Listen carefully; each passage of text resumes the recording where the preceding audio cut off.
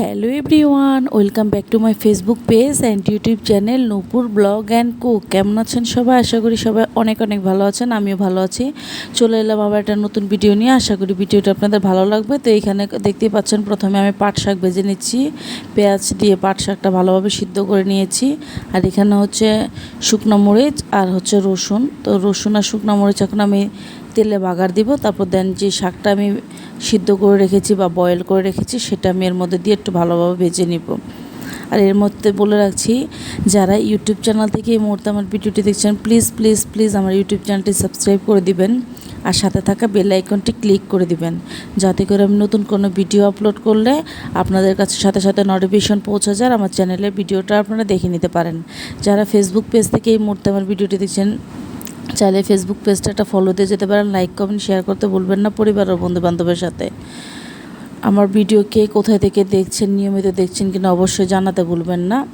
তো এই যে কথা বলতে বলতে এখন এই যে এখানে হচ্ছে পেঁয়াজ, আলু, তারপর হচ্ছে হলুদের গুঁড়া, মরিচের গুঁড়া, ধনিয়ার গুঁড়া আর হচ্ছে লবণ, এগুলো আর একসাথে মিক্সড করে ভালোভাবে মেখে নিব।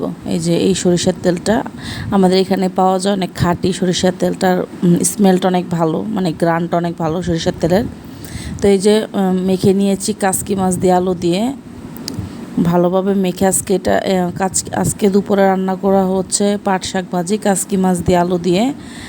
এই হচ্ছে দুই ধরনের তরকারি। তো এই যে আমি কাসকি মাছটা একটু পানি দিয়ে, হাতটা ধুয়ে পানি দিয়ে আমি বসিয়ে দিয়েছি। যারা এই মুহূর্তে আমার ফেসবুক থেকে ভিডিওটি দেখছেন, চাইলে ইউটিউব চ্যানেলে গিয়ে আমার চ্যানেলটি সাবস্ক্রাইব করে দিতে পারেন। আর যারা ইউটিউব থেকে দেখছেন, চাইলে ফেসবুক পেজে গিয়ে আমার পেজটা একটা ফলো দিয়ে যেতে পারেন। আমার ইউটিউব চ্যানেল আর ফেসবুক পেজের নাম একই, নূপুর ব্লগ অ্যান্ড কুক। আপনাদের সুবিধার্থের জন্য আমি বলে দিয়েছি। যারা ফেসবুক থেকে এসে দেখছেন তারা চাইলে ইউটিউবে যেতে পারেন, আর ইউটিউব থেকে যারা দেখছেন চাইলে ফেসবুক পেজে গিয়েও আমার এই ভিডিওটা দেখতে পারেন। তো এই যে কথা বলতে বলতে এখন মাছটা হয়ে গেছে। এখন ফ্রোজেন করা ধনিয়া পাতা দিয়ে দিচ্ছি এর মধ্যে ভালোভাবে। আমার ঘরে আসলে 12 মাসে ধনিয়া পাতা থাকে ফ্রোজেন করা।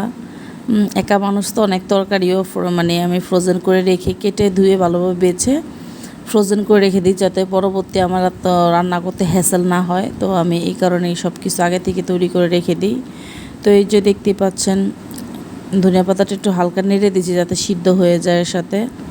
তো এটা এই যে চুলাটা অফ করে দিচ্ছি। এটা ফাইনাল লুকটা দেখতে পাচ্ছেন যে কেমন হয়েছে। এটা খেতেও কিন্তু খুব মজা হয়েছে।